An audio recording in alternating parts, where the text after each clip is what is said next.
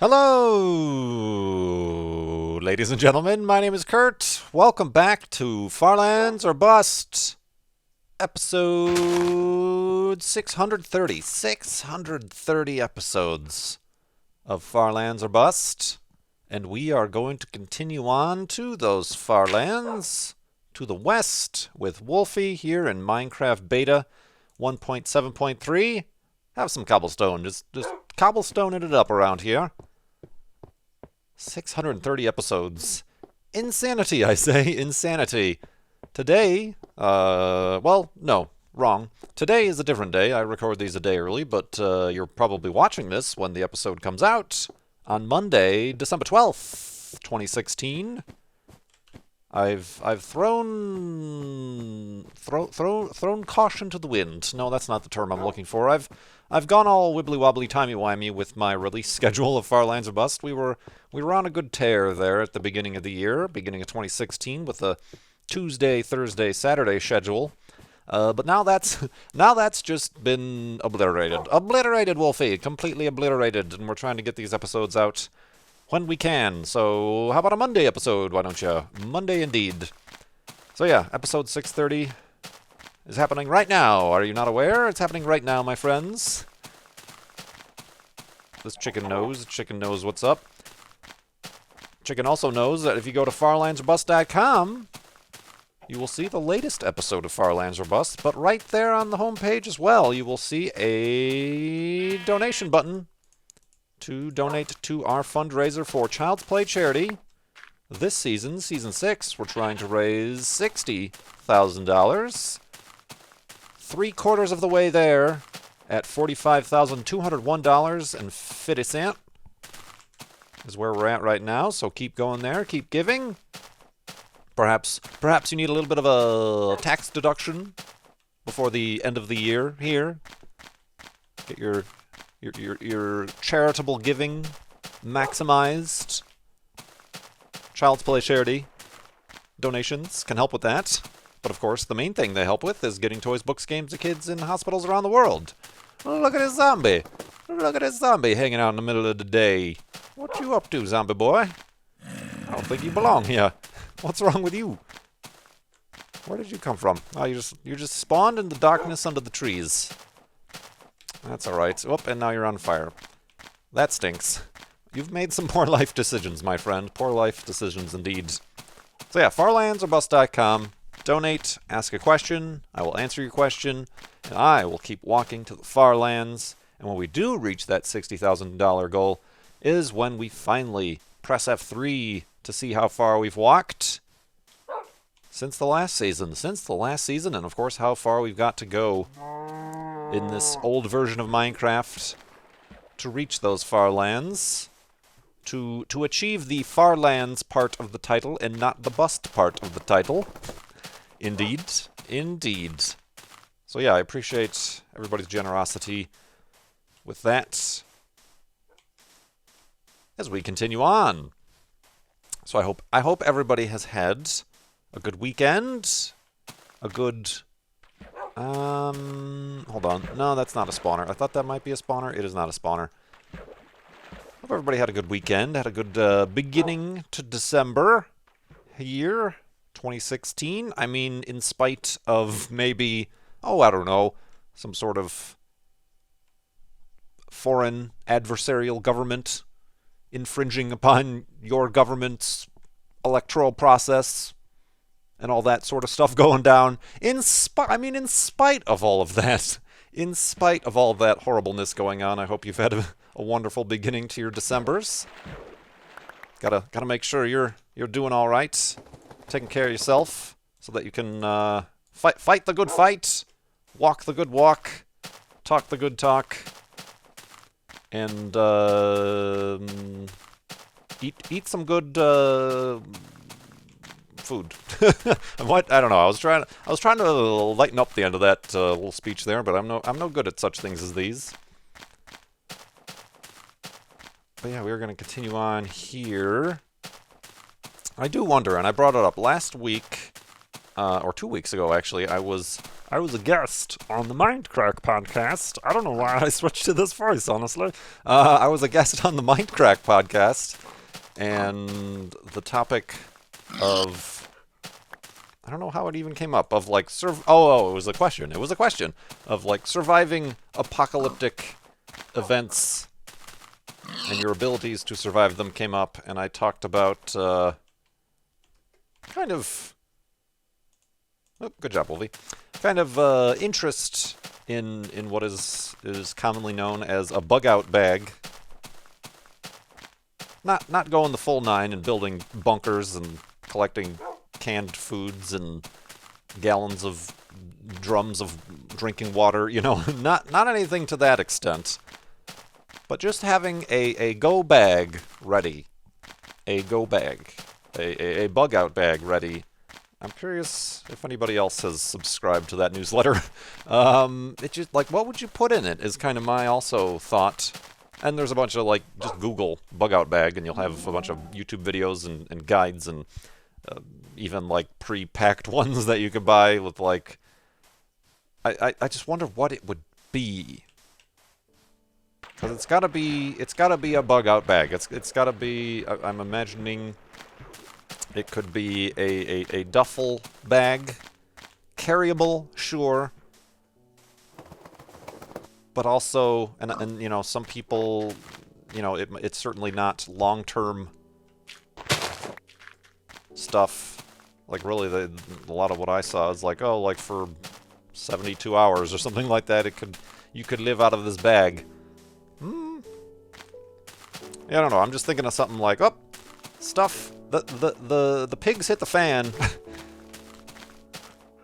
No time to explain. Let's grab this and out the door and in the car and drive away sort of situation. Wondering what would go in there. Like, obviously it would have to be clothes. Probably easy to clean clothes. Probably like very similar to sort of hiking clothes. The synthetic fabrics that are insulating, moisture wicking, flexible. But yeah, I'm not sure how much in the way of like food stock, supplies. I'm thinking it's more like just like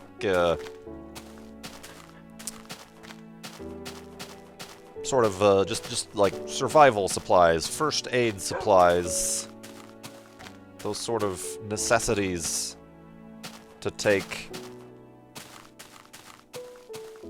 Kind of also gets me thinking about needing to just have something in my car, I'm not planning on, but like say, like you get stranded in your car, just having some sort of both first aid, perhaps light mechanical repair, just in case, you know, you think of driving through the winter. Not a problem here in Arizona, but driving through winter situations, if you get stranded in a winter situation, you need insulating and warmth and first aid and perhaps other such things. Yeah, I don't know. It's interesting. It's interesting, and it seems frivolous and pointless at the same time, but it's interesting. And like I said during the podcast, if anything, it'd be interesting to have a bug-out bag just so that you can... Just so that it's a point of conversation, that you can brag about it to your friends. Or whatever like that, but you'll never actually get to use it, hopefully, thankfully. Hopefully, knock on wood. Look at this cliff face. Look at this cliff face, Wolfie! Whoop. Let's get a screenshot. Nope, over here. Bing! Bong! Alright. Trying to, you know, a lot of the time I never actually use those screenshots that are saved. I just pause the moment in the video and take a screenshot from the video itself after I've rendered it, simply because I'm on another computer and I can't be bothered to go to this computer to grab the PNG file out of the weird random hidden spot that Minecraft saves them in. Ooh, really neat. I didn't see this part before. But yeah. Anyway, I'm trying to think up a lot of my past episodes here of Farlands Bust. if I can break down that fourth wall, have been simply answering questions all the time. Questions. So I'm trying to come up with a platform, not a platform, ooh, that's a fire indeed. A formula. That's the word I was looking for. Not even close. A formula for like, okay, maybe like the first day of Far Lands or Bust, I should have like a Kurt J topic or just a ramble, vloggy, podcasty type of introductory. Like the last episode, I talked about John Glenn and Buzz Aldrin. This episode, I kind of rambled on about bug-out bags and survivalism and all those sorts of things that you don't want to get too in depth with, because then you're a crazy person. So yeah, trying out new things, just stretching my my podcast abilities here, getting used to doing this Fire Lands of Bus thing, this talking into a microphone into a digital dog. But yeah, we're gonna switch to questions next because I feel like I'm running out of things to talk about. And yeah, so we'll do that after I sleep and continue in the morning.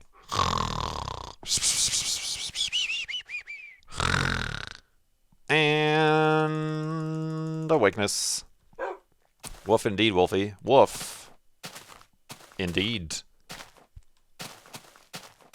An anonymous donor asked, how is it going with the tattoo initiative? Did you already decided about the place where you're going to put it? Yeah, for those of you who don't know, for those of you who forgot, I didn't forget, but just had other things happening. You know, like my country's government being taken over by another. Other things. Whoops, I got turned around. Other things happening. Yeah, last year, that was last year, wasn't it? Last year, I said if we reached a certain amount before the beginning of the year, that it was the Kurt J. Mac, the Fire Lands of Bust tattoo initiative. The Kurt J. Tat initiative, that I would get a tattoo, a Minecraft tattoo on my body. And we did. We reached that, and I have yet to get the tattoo. It's a bigger decision. Not a decision. I've already made the decision. I'm going to get the tattoo. It's just finding whence and where. Like actual tattoo artist, not where. Whatever. I've got a lot of skin. Put it anywhere. Like where to get the tattoo. When to get the tattoo. Having enough money to get the tattoo. Those are all questions that need to be figured. Variables in the equation. So yeah, I've always said, I've pretty much maintained it's going to be a Minecraft tattoo. It's not going to be a Far Lands of Bust tattoo. It's not going to be a Mindcrack tattoo. It's not going to be anything too obscure or specific. I was just thinking the logo, what used to be the old Minecraft logo, a single grass block seen at 3/4 angle. Not the word Minecraft even, just the block, just the grass block. To symbolize this Vigigames effect on my life, and quite an effect it has had indeed. And I was thinking on like my forearm or something. That seems a little bit bold to have it somewhere obviously visible. But still an interesting place. And just have it somewhere, and it would be my first tattoo. Is that a lake that just goes in there? We've got to explore that lake. I'm kind of upset I don't have any boats on me. Oh, we gotta go in there. It is our duty. Yeah, duty. Wolfie, not yet. We need a boat first. So yeah, that's still going. That's still going. Worry not, my friends. That's still going to be a thing that's going to happen. And oops, come back. All right, so much for this boat. Damn it. What a waste. It's going to break right now, isn't it? Oh, this is dangerous. Wolfie, you should stay out there, maybe. Ooh. Ooh. Oh, neat. It is. Oh, dear. I hear splashing. What are you? Oh, that's Wolfie. Okay. Whew. Oh, and there's even reeds in here? I didn't think they could grow without having light. Neat. Ah. Wolfie. Stop it. We're exploring. That's what we do. It's pretty neat. dramatic, if you will, and I will. Wolfie agrees. Dramatic, drama, intrigue. So yeah, that's still happening. Also, I also made, nobody has asked about this, everybody's pretty relaxed, forgiving, perhaps. Alright, we're just getting way too many sticks. On the initiatives, little goals, little signposts, goalposts, signposts, whatever, that I've placed along the way to hopefully help encourage some donations to Child's Play charity. Look at this water. Look at this water. What you doing, water? Crazy water? Are you even a source block? Who's the source block here? You're a weird, crazy, flowy block of water. What was I saying? This is going to be a weird episode for those podcast listeners. I made another one that I would join the Mindcrack Crack Pack server. Unfortunately, we did reach that goal. It took a while, and unfortunately, by the time we reached that goal, that was the $40,000 goal, I believe. By the time we reached that goal, the Crack Pack server was no more, which is unfortunate. That would have been my first serious foray into modded Minecraft. So that never happened, unfortunately. Although I have joined and have been playing on the main Season 6, the new and improved Season 6 Mindcrack Vanilla server. So I've been doing that, I suppose, as a consolation. But yeah, it doesn't seem like anybody was really bothered by that. I feel like that one, a few people donated in order to try to see me play on the Crackback server, but that one was just kind of, that goal was just met naturally. It would have been reached at that point, whether or not I had given that extra little milestone, I think. Which is kind of the problem, not problem, but just kind of the unique aspect of the Far Lands or Bust charity thing is it's really hard, you know, on a live stream, on a Mindcrack marathon or a Desert Bus or whatever live stream charity, you can have goals to simply, like with Desert Bus, continue playing. Same thing with Zeldathon. Each additional kind of extended milestone adds another hour, adds another game to unlock to be played during the marathon, or make stunts be done, or have this person eat a bug, or whatever. As opposed to this episodic series, a little bit more difficult to frame, also as it not being live. You're not seeing its immediate outcomes and effects, so it's always been a little bit of a, I want to say struggle, but then again I don't struggle. I kind of have accepted and understand that this Far Lands or Bust fundraiser series is a bit of a slow burn, a bit of a gradual thing. It could go faster, but I'm not going to force it. The times that I have tried to force it have kind of backfired on me sometimes. I don't know if you remember. But, yeah.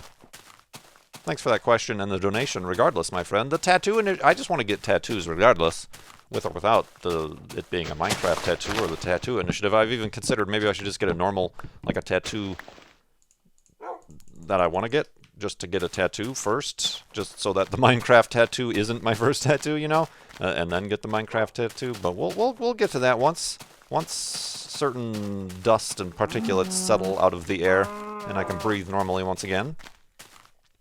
We've got a series of questions actually here from Tech Pete. Tech Pete, a frequent supporter of the Far Lands of Bust Child's Play charity fundraiser. Welcome back, Tech Pete. What is the weirdest thing you have ever eaten on vacation? On vacation?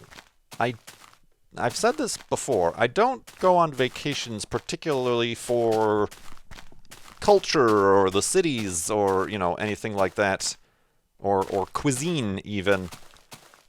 So I don't specifically go out of my way to eat weird or unusual things. Or even, honestly, you know, I don't, if I travel to different cities or states or whatever locations, I don't go there in particular to partake in their particular cuisine, you know what I mean?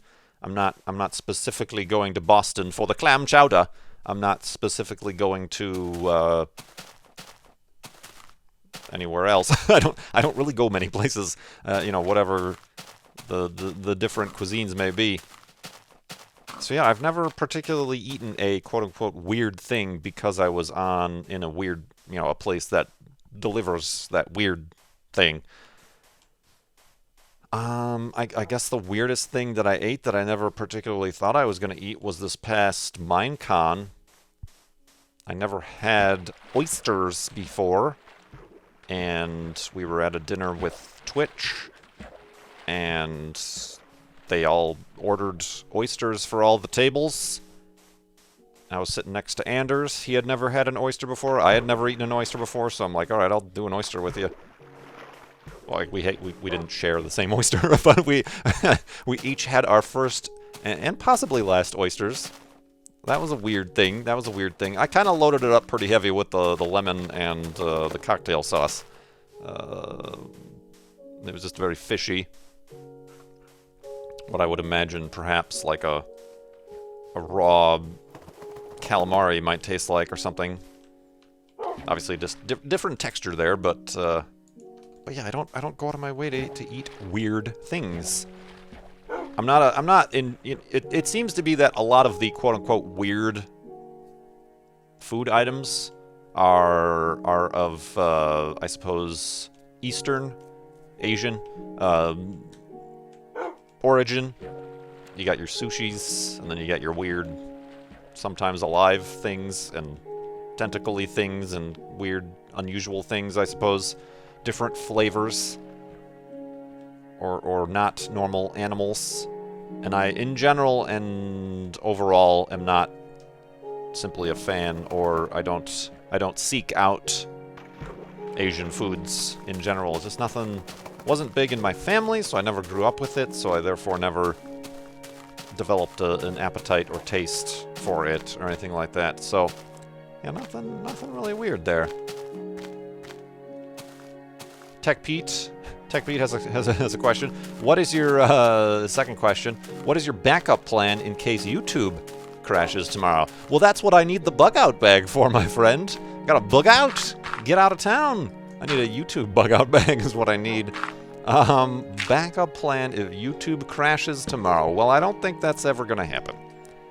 Well, not ever, but I don't think that's going to happen. It's not going to be an overnight transition. But speaking of transition, let's transition into the morning. In the morning, Creepers.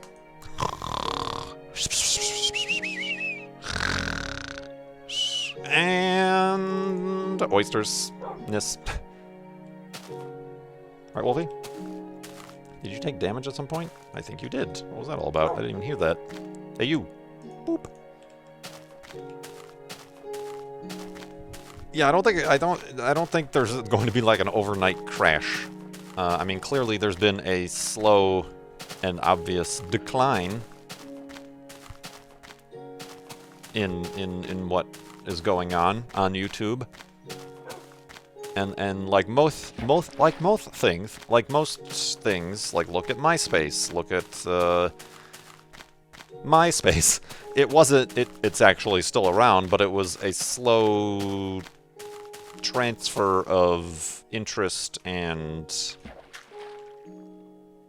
I suppose, traffic to other sources of similar websites, I suppose you could say.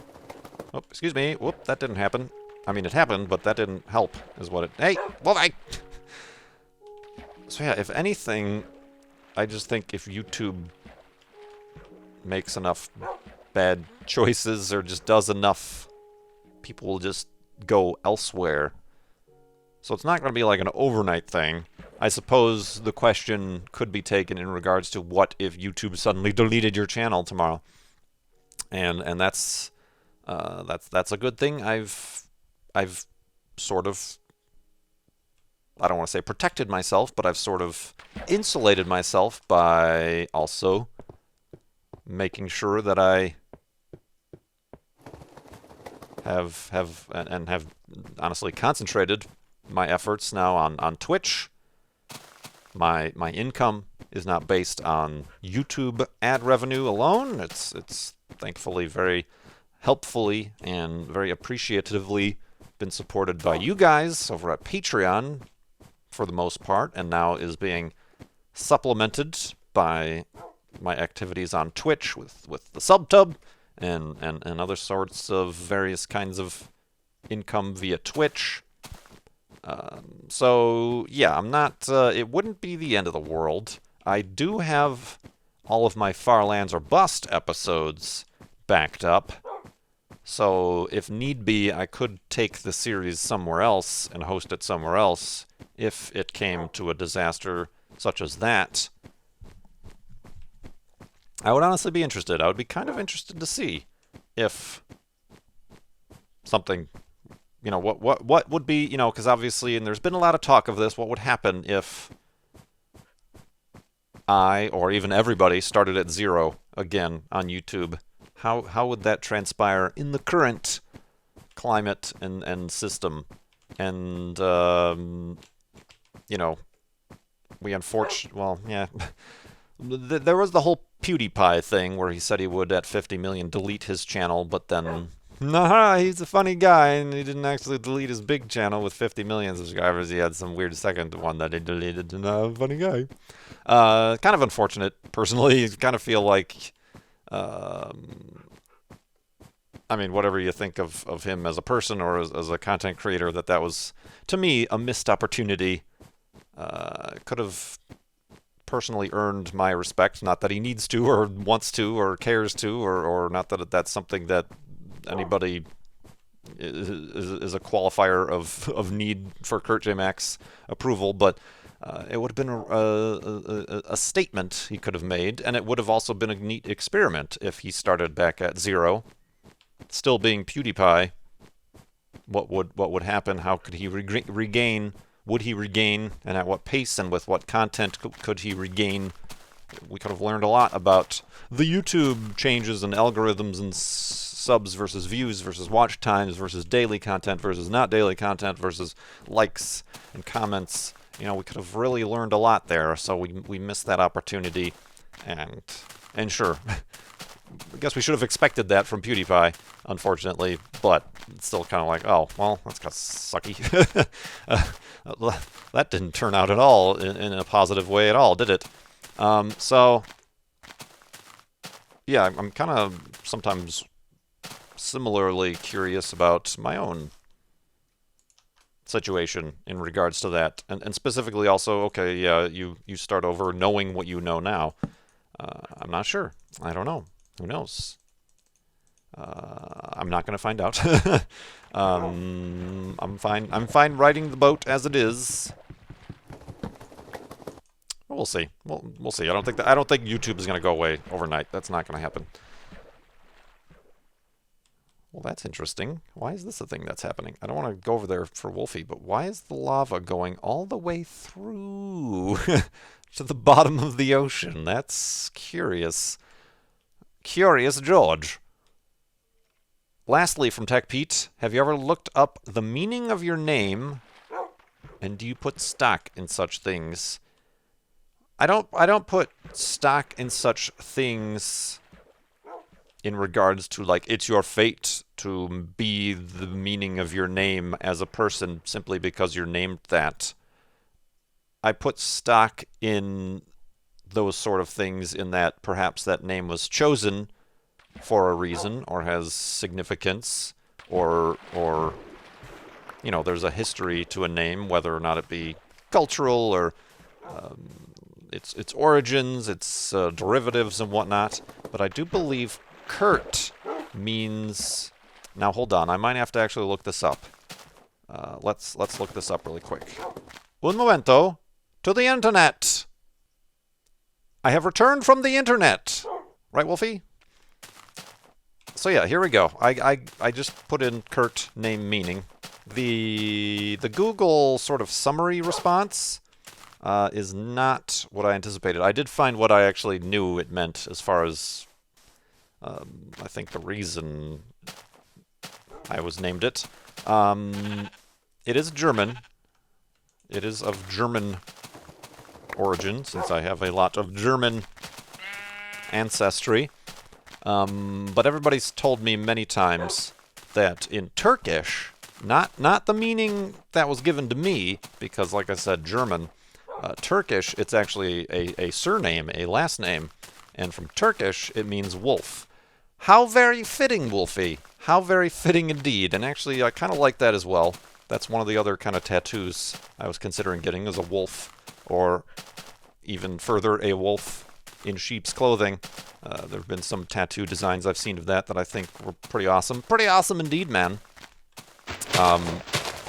But for myself, it was given based on its German origins, and in German, I actually did not know this. Maybe I knew this, or maybe I just didn't remember it, but it's actually derived from Konrad. Konrad, which in German is elements of brave and counsel. I remember the counsel thing. I do remember somebody for my birthday or something gave me a, like, your name means this, and it was like of able counsel, a counselor.